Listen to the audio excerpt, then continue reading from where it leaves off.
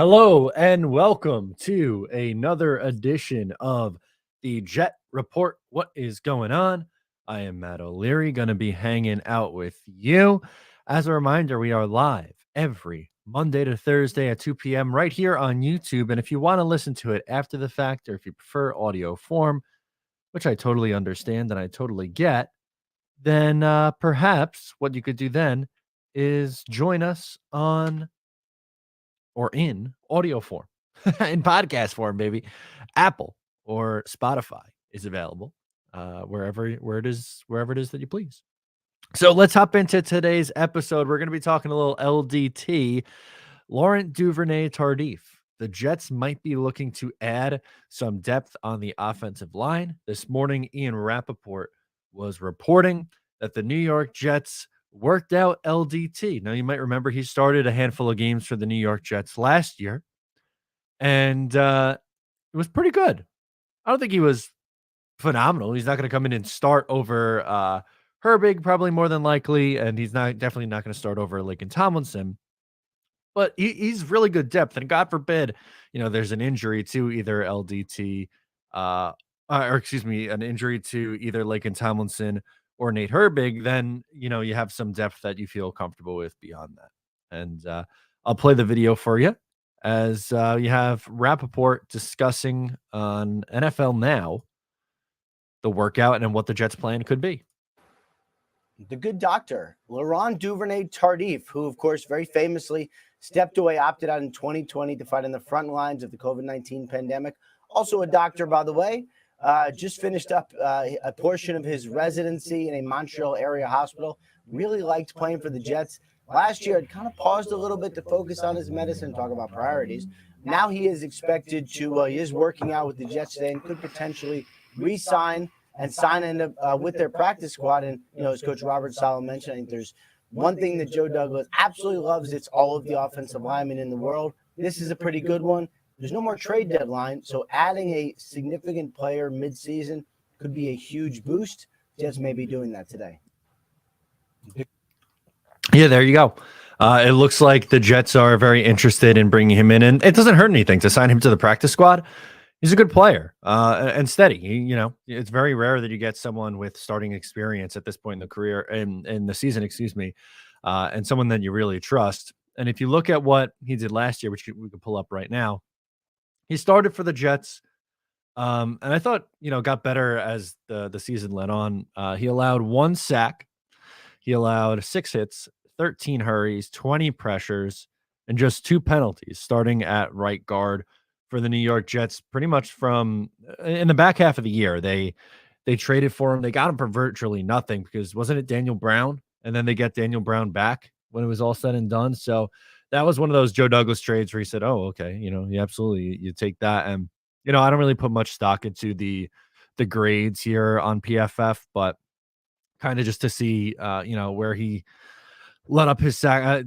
Probably his worst game was that Miami game where he really struggled with 5 hurries and 7 pressures and allowing a sack, but he really settled in after that. I think that stretch run against Houston and Philly and New Orleans and then Miami again, clamped it down and was much better. Buffalo struggled, but the whole offensive line really struggled against Buffalo, I thought anyway. So had a stretch of maybe like 5 or so games where he looked pretty solid starting for this New York Jets team last year. And, once again, it's you can never have too much depth on the offensive line. I know that's what Joe Douglas or Robert Saleh rather was joking with the media about when saying that Joe Douglas loves himself some offensive line depth, which obviously is the truth. Like, the guy loves him some offensive linemen. And, as a former old lineman himself, who could blame him for wanting, to make sure that his young quarterback is fully protected. And you know what? I am a big fan of that decision. I think it was wise for the New York Jets to bring him in. And who knows? They might need him. And like really stand up guy, right? Like let's be real here. This is someone who stepped away from football during the pandemic to go to the front lines and to help as a doctor. Obviously, in the prime of his career at the time, And he was a really good offensive lineman on the Kansas City Chiefs. I mean, they just won the Super Bowl the year prior in 2019.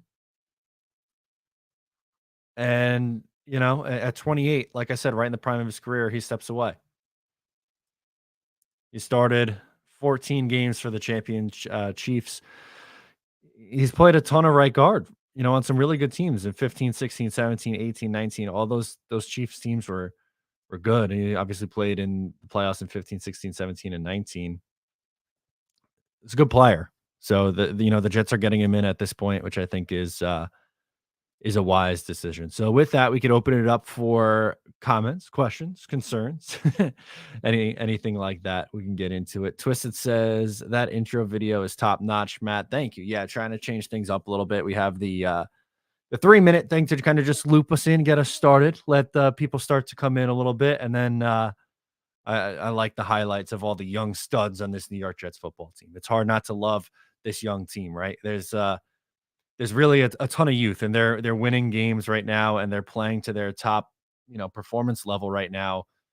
Really all due to the youth. So it's fun to show them some love. And there we got Brees, even though he's hurt, but Brees and Garrett and Sauce and Zach, it's fun. Dave from New Brunswick is here. He says, Matt, Dave, what's going on? How you guys doing? Hope you guys are doing well on this Wednesday. I wasn't sure if I was going to be able to do the show. I am able to do the show. So a peek behind the curtain. What happened was this afternoon was supposed to go and do an interview, but that got pushed back. Don't worry. The plan is to do it on either Friday or Saturday. Now at this point, I'll keep you guys in the loop. It's a fun one. I'm really looking forward to clamping that one down, but I'm here. And we're able to talk some rumors. We'll keep an eye on Twitter to see if LDT gets signed by the New York Jets while we're on live. But that's really the big story from today. And obviously, we will answer any questions about Patriots week. It's a huge, huge, huge week coming up for the New York Jets as they go up against the New England Patriots. Brian's in here, says need LDT to take a look at AVT, maybe heal him with his mystic powers. Yeah, maybe I know in Ryan's reactionary video today, he was talking about him being a doctor, and it was like making jokes that maybe the Jets medicals will improve, their injuries won't be as bad. I love it. Bradley says the reinforcements coming back made me feel confident about this game. All we got is Herbig on the report, it feels like. Yeah, he should be. I think Herbig should be good to go. I'll see if I can find it right now, but I thought I saw a quote. Corey Davis, obviously Sheldon Rankins and Nate Herbig is not practicing today. Herbig, I think, should be fine. Here, let's play that. Why don't we just play the clip? Why don't I? Silly Matthew. Let's pull it up. Play Robert Saleh. Here we go. Rankins, Corey, and Herbig will not practice today, and then Dwayne's on his normal week. What's up with Herbig? He's dealing with something with his leg. Not over. No, I'm not really concerned. Okay, so he says he's not really concerned about it. So that makes me feel a little bit better, although he doesn't have the best track history with with some of these injuries and whether he should be concerned or not. So maybe don't speak too soon there on that one. But it very much so didn't feel like he was all too nervous about it. Brian says, how did it feel to be on Ryan's right side instead of left? Disorientating? Yeah, so if you watched, Green Bean came late, so I was on the other side. I'm usually on the left side. When I was looking down at my screen, I look up at the camera when I talk, or I'm supposed to at least look up into the camera when I talk, and that doesn't really matter. But when I'm looking down, I notice myself looking at myself more instead of the other two because my eyes are just so trained to going right here instead of over that way. So it was definitely strange. Viking Security says JETS, Jets. Love it. Dave says, is there anyone else you would hope for the New York Jets to pick up at this point of the season? Not really. I'm pretty good with the rest of the roster. I'm really pretty good with the state of the roster right now anyway, but LDT just makes sense because he was here last year. He knows the coaching staff. He knows Douglas. He supposedly liked it here and wants to obviously expressed interest in, potentially returning, which is great. You love that, but I'm good at that point. Brian says, "You're interviewing Michael Clemens. You got a death wish?" Not quite. I'd love to talk to him, but it's not Michael Clemens. I can tell you that much. But you guys are gonna like it. I'm excited to get it done, and like I said, it got pushed, but it's gonna be all right. Braden says, "This is news to me. I hope we get him." Yeah, that'd be nice. It's okay to have some extra additional offensive line depth. We never feel too bad about, having some additions on the offensive line, because God forbid if there is an injury, with all due respect to someone like Dan Feeney, I would feel a lot more comfortable in having the guy who started for this team at right guard and played pretty well last year come in, rather than Feeney, who looked okay at center, but I again just don't necessarily trust him to start meaningful games down the stretch for this Jets team, where I have a little bit more faith in LDT because he has the experience and knows the system well, obviously. Oreo chimes in and goes, "Do you think the Jets will pick up Becton's fifth-year option this summer, or is anyone from the 2020 class getting re-signed?" I don't think I would be very surprised if they picked up his fifth-year option.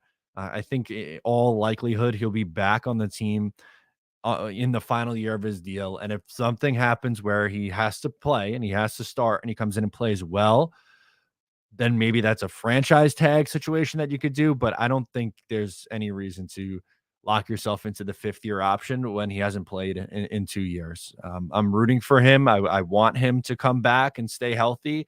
He's a talented kid and he looked really good as a rookie, but the last 2 years have been rough, man. He can't stay on the field, and it's important. You have to be able to be available, and I don't think he's proven that he could over the last little bit here, unfortunately. So it's gonna be a little bit different.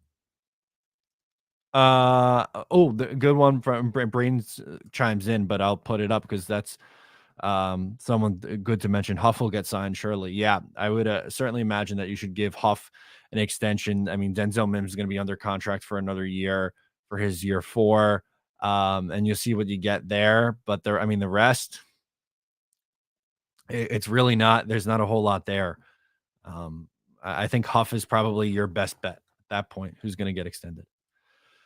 Brian says, "I'm looking forward to beating the Eagles for the first time ever in the Super Bowl." Wouldn't that be something? We're talking about this year exercising demons, right? With especially the Patriots game coming up on this Sunday. The Jets haven't beaten the Patriots in their last 13 attempts, which is way, way, way too long.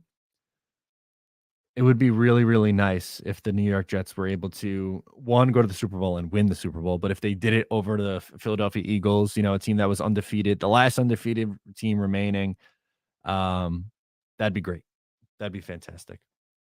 Nick W says, "Is it crazy to say the players want to come and play for the Jets?" It seems it. I have to pinch myself saying that, but it's the truth. It's really the truth. I love it.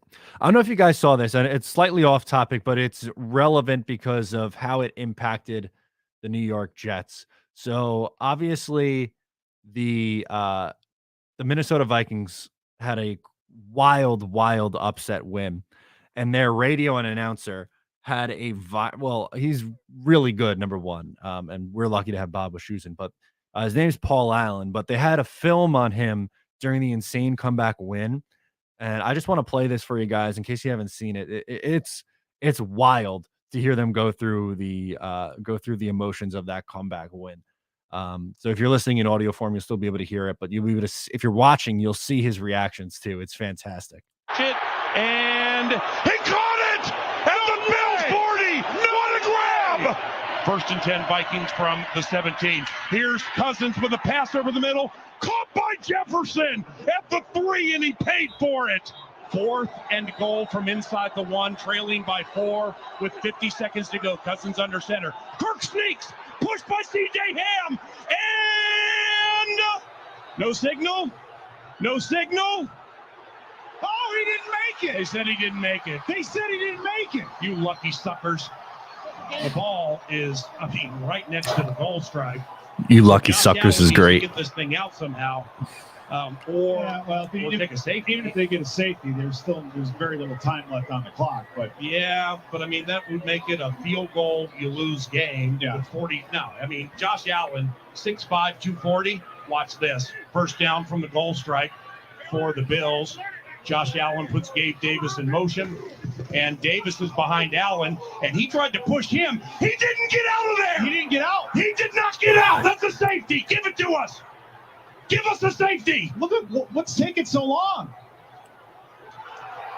Oh, the ball came out. Down. Yes, the Vikings. Kidding me? The Vikings are going to win. Are you kidding me? Yes, Not quite. ball, Josh Allen. That ball came loose.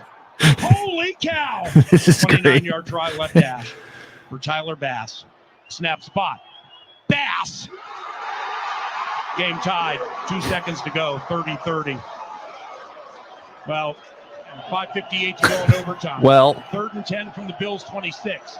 Vikings with one timeout left, empty backfield. Cousins shotgun. Bills rush 4 this time. Kirk straight in the pocket. Throws to the right. Caught! Jefferson at the 2-yard line. In double coverage. Double coverage. Snap spot. Joseph. Yes! Vikes lead 33-30. Woo! Allen back to pass in the pocket to the end zone. Yes! It is intercepted by Patrick Peterson. And he slides down. And the Minnesota Vikings are 8-1 game. that's wild, man. That's such a great radio call. I was listening to that. He's the best. That's awesome, man. Just the energy that you lucky suckers. That's fantastic.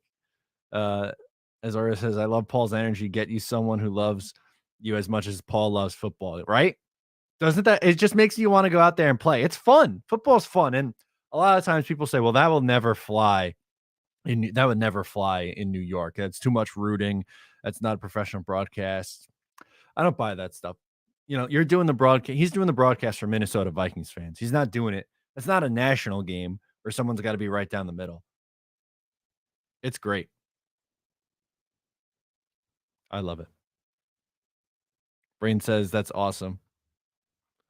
Nick W. I hope the Jets can give us this exciting of a game this season. Could you imagine a back and forth game like this? Well, kind of week 2 to an extent with Cleveland was that, no? Where they had that miraculous comeback. Obviously, not necessarily a game where they were, again, like the Minnesota Vikings up against the Buffalo Bills, but it was still an upset and still a wild finish in that one. Alex T asks, can you give us Garrett Wilson stat predictions this week? Okay. So Garrett Wilson has been really solid the last 2 weeks. I want to pull up his numbers on the season, and we'll go through it together here and try to come up with an accurate prediction. Obviously started out hot, had that big game against Cleveland where he had 102 yards, and then 6 for 60 against Cincinnati. And then went a little bit quiet for a few weeks. And people started to say, oh, well, maybe Zach can't get him the football. And then the last 2 weeks, he had 6 for 115 and 8 for 92.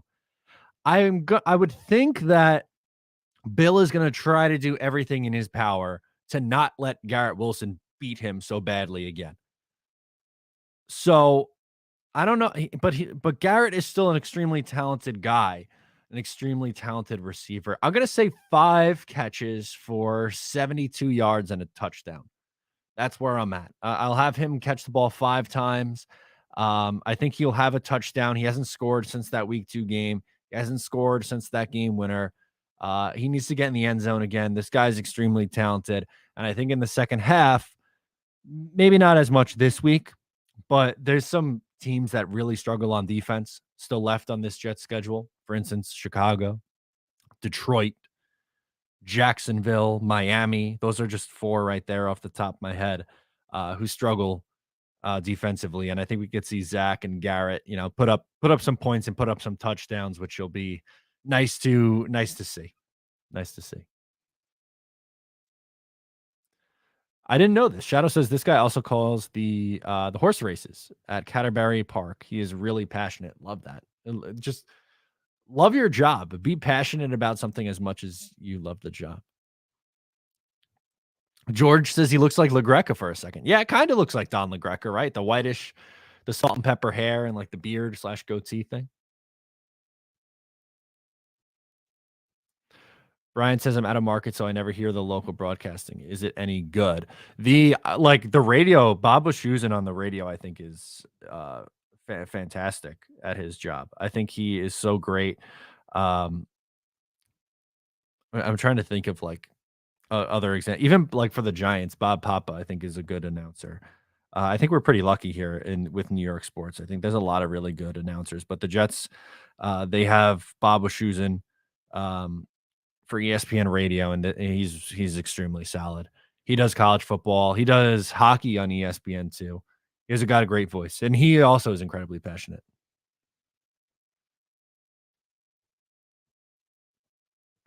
Or it says, I miss John Madden and Al Michaels calling Monday night games. Yeah, Al and John Madden were a special duo, right?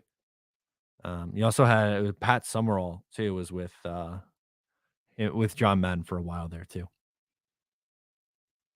Christopher Sullivan says, do the Jets have to wear green Sunday? Can't they do black tops and white bottoms? Is it confirmed that the Patriots are wearing white? I've tried to find where can you go to see uniform combinations by week? Can we do that? Because I've heard rumors that the Patriots are gonna wear white at home, but it's very rare that they do that. Can we do week? Here, I'll share my screen what I'm looking at. This is what I'm looking at. The Gridiron Uniform Database, week 11. This is what I'm seeing right now for Jets Patriots. I think that I don't know if that's necessarily official, but the Patriots I don't really remember ever a time where the Patriots wear white at home. I don't feel like that happens very often.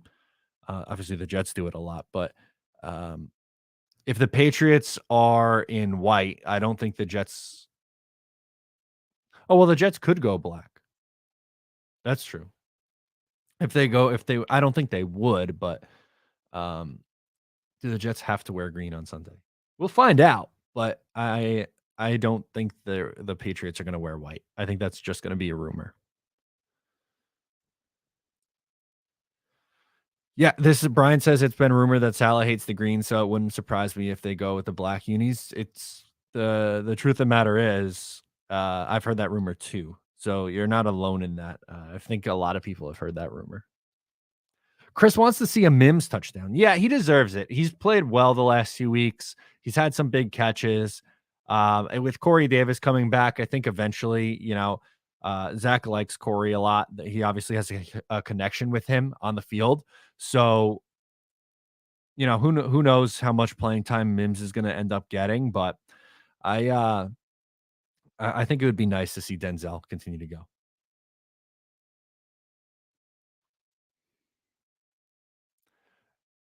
Ty Montgomery is out. That helps a little bit, I think. Ty Montgomery. Really? Ty Montgomery is out. Going to miss the rest of the season, supposedly. I wasn't really he's not really very high up on the list of concerns for me. He didn't really play all that much for them this year. He only played in one game and had a couple of carries. Really, the main one's been Stevenson at running back. I didn't even realize that Montgomery was there. Stevenson's been their best back. He has 618 yards, 4 touchdowns. He's averaging 4.8 yards per carry. Damian Harris is good as well. They always have a rotation of running backs. Stevenson, someone that they got in the 4th round. And last year, and he was pretty good, 606 yards and 5 touchdowns. Now this year, he's got 618 and 4 through 9 games. And Damian Harris is solid too. His best year was, last year, 929, and he had 15 freaking rushing touchdowns. And that's unbelievable. I was going to see how many receiving. He had 0 receiving, but 15 total touchdowns on the year. He's been solid. He's been really solid for them. Francis, I don't know how hockey broadcasters do it. Puck changes hands so often that those names not easily pronounced. No, that's got to be the hardest one to call. I did play by play in college, but we did I only did basketball and volleyball. Basketball is quick paced, but with only 5 players, I feel like it was relatively easy. Um Baseball I think is pretty easy cuz it's slow paced. Um there's obviously none of these are easy things to do, but I would think hockey has to be one of the harder ones to do. George says, didn't see the Pats wearing white anywhere. Wouldn't surprise me though. They always wanted to wear white in the Super Bowl. Yeah, that's true. Well, there was a big streak of teams that who wore white in the Super Bowl one. So I think that's probably the area for it. But V Man's hanging out with us. What's up, V Man? He says, my gut tells me the Jets will set team record for wins in a season. That which would be what, 13? I believe in 98 they had 12, but other than that, I how many what's their most amount of wins in a season? I think it's 12. Yeah, it is 12. And then they've won 11 3 times in 2010, 85, and 1968. I don't think they get to, I hope they do, but I don't think they get up to 12 wins. I think they get to 11. I hope I'm wrong. They wore white at home against the Bucks last year. Did they? Okay. I do not remember that. Christopher Sullivan says, got to fix the uniforms for next year. Yeah, clearly if they don't want to wear the green, then they got to change something up.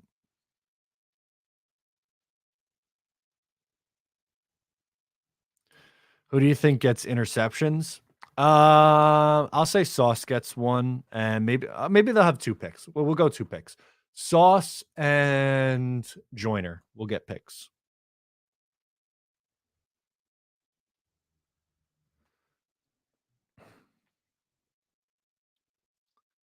Kevin says, really happy to hopefully be getting LDT. And we'll all we have behind Lakin is and Herbig and McGovern is Feeney. Exactly. That's you needed the more depth. Johnny D wants to know who the special guest is. Any hints? I'll say not a player, but someone who is very involved with the team. Not a player, someone involved with the team. Who is currently involved with the team. I don't want to give too much away because if I give too much away, it'll make it kind of obvious. But you guys will like it. Dave reminds me, men, that he still has to eat the ghost pepper. B. Lopez says, what's up? Go Jets. What 2 teams do you think will be the Super Bowl? My preseason pick was Bucks and Ravens, and I'm not too confident in that right now. I think honestly, I'm having a hard time really nailing down who I think is going to do it because I think both conferences are pretty open. There's not one dominant team. I guess the Eagles and the Vikings have great records, but I think they both show that they're beatable. I think it's wide open this year. Kevin says the Jets and the Giants. That'd be great. I'm all in on that. Yeah, no big announcement. I was supposed to have an interview today, so I didn't know if I was gonna be able to do this or not. But that interview got pushed to either probably Friday or Saturday. So I was just excited. I probably shouldn't have said anything until I actually did it, but I was excited, so I wanted to drop the hint. But it's gonna come out. It's gonna come out hopefully Sunday or at some point next week, depending on when this happens. It's okay. I will say it's not Joe Douglas. I wish it was Joe Douglas, but it is someone who's around the team a lot. Oreo asked, do you think Wilson will be the best wide receiver of this class? Yes, I do. I thought he was the best wide receiver coming out. I know Drake London went first, but I think he will be the best. I think he's going to be very close to going over 1,000 yards this year. I think he does hit it. And if he does that as a rookie, there's no reason that he can't be an habitual, 1,200 yard receiver a year, which would be great.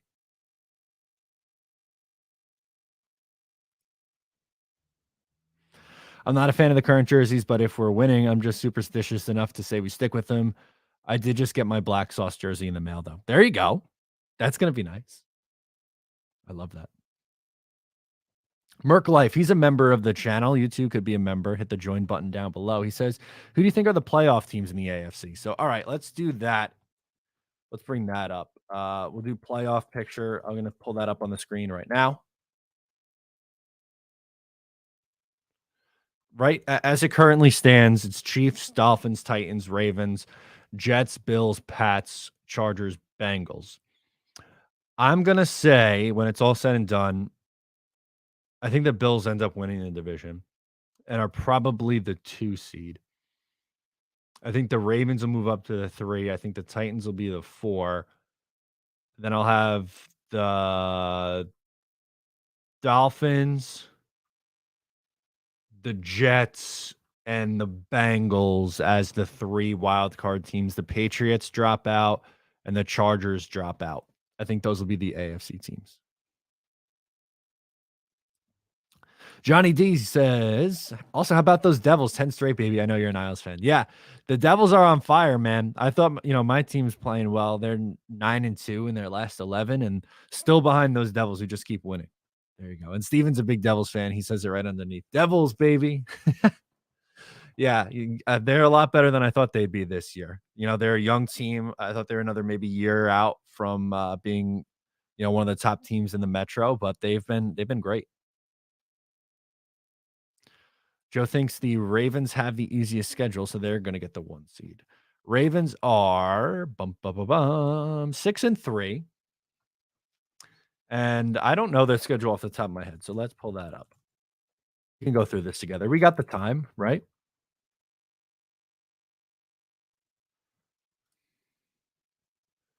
Yeah, I don't need subscription. You got Carolina, Jacksonville, Denver, Pittsburgh, okay. Cleveland, okay. Atlanta, Pittsburgh, Cincinnati. Wow, that is a pretty easy schedule. They could probably go what do you think, 5-2, maybe, down the stretch for them? Maybe better? Yeah, I didn't realize that it was that bad. B. Lopez, you're a real one. He said, I made a $100 bet on BUSR for the Jets to win the Super Bowl. Good for you, man. Hopefully, thank you for supporting BUSR. They're a big supporter of both me and Jake Asman, so we appreciate them. We love them. They're the official sports book of us. They're my go-to sports book, and I hope it pays out for you. That'd be great. I'm sure you got great value on it. Method Man, Fireman Ed, Johnny, maybe. I don't know. Can you tell us what happened with... Oh, God. I really don't know. Sorry, I should have read this before clicking on it. I really don't know any other information than what everyone saw on Twitter.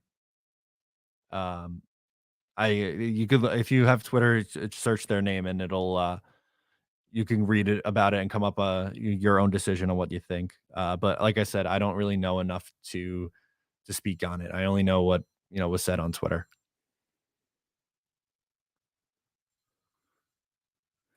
Anything but the green top and green bottoms. Matt would puke. This is true. I hate the green on green, man. I hate the green on green.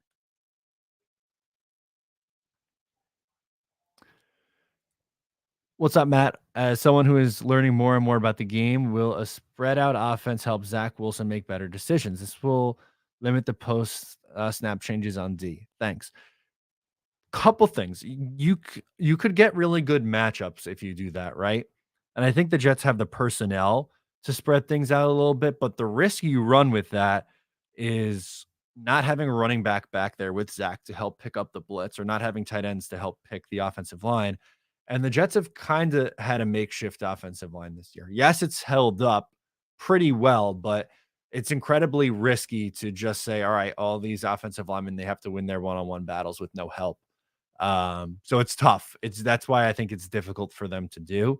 But against weaker defenses, there you go. I think that's when you could see it the most. I think he's interviewing Green Bean. I love Green Bean. Brian says, I bought the green jerseys for me and my wife. I'd like to see them at least once.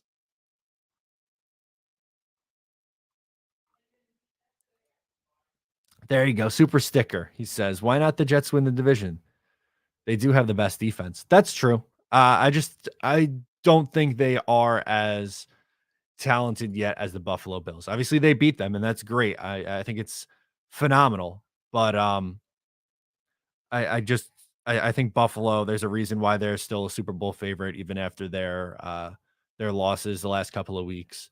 They're a really, really good football team. So are the Dolphins, too. It's going to be a big fight between these four teams down the stretch. Could the Jets do it? There's a path to it. Yes. I think the most likely one was probably Buffalo winning the division, but there's absolutely, a world where the Jets can do it. I watch from home every week. I don't like going out really to watch games. Very rarely. I'll go to maybe one game a year. MetLife's a pain to get to. I don't like going to the traffic coming back stinks. And the experience, it's just like such a vanilla venue where it doesn't do a lot for me. I usually watch from home, and that way I'm able to cover it quickly too and do what I want to do in that regard with content. We do the pregame show. Kevin says, been thinking about the linebacker position or the linebackers postseason recently. There we go. Do you think we keep Quincy and Quan? Yeah, I think they like both those guys a lot. I think they end up keeping them around. It's still a position you might want to add more depth to. I don't know if they love CJ Mosley. I think he's a good player, but it's going to cost you a ton of money to keep him around. I think he's a $21 million cap hit next year. So maybe that's why they decide to move on.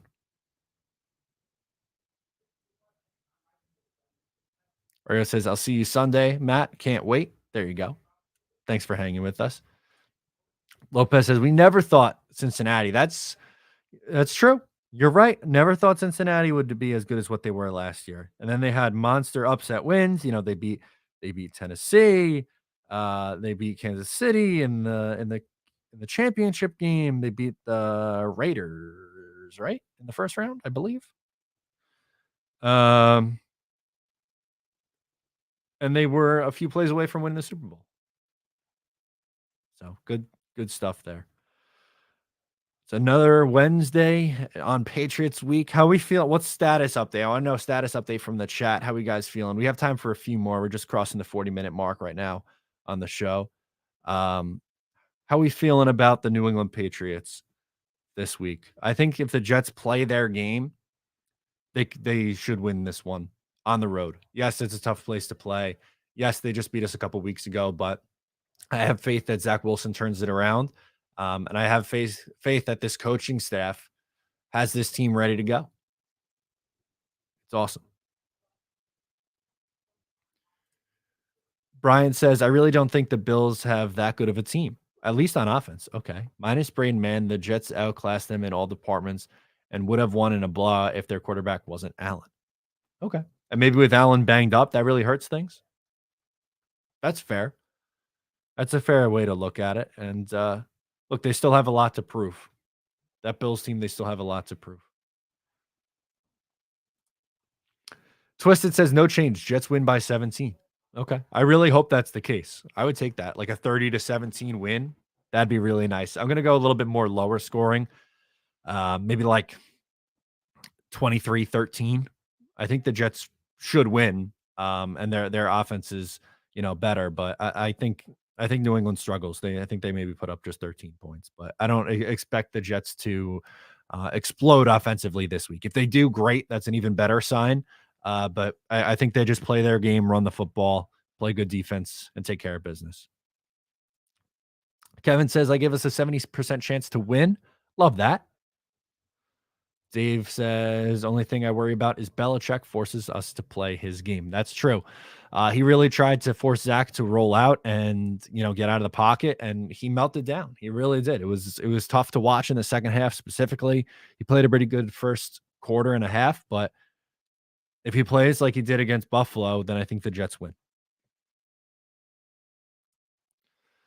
Joe says Jets 24-17 with a special team and defensive touchdown. I like that. So maybe like a Braxton Berrios punt return or a kickoff return and a pick six.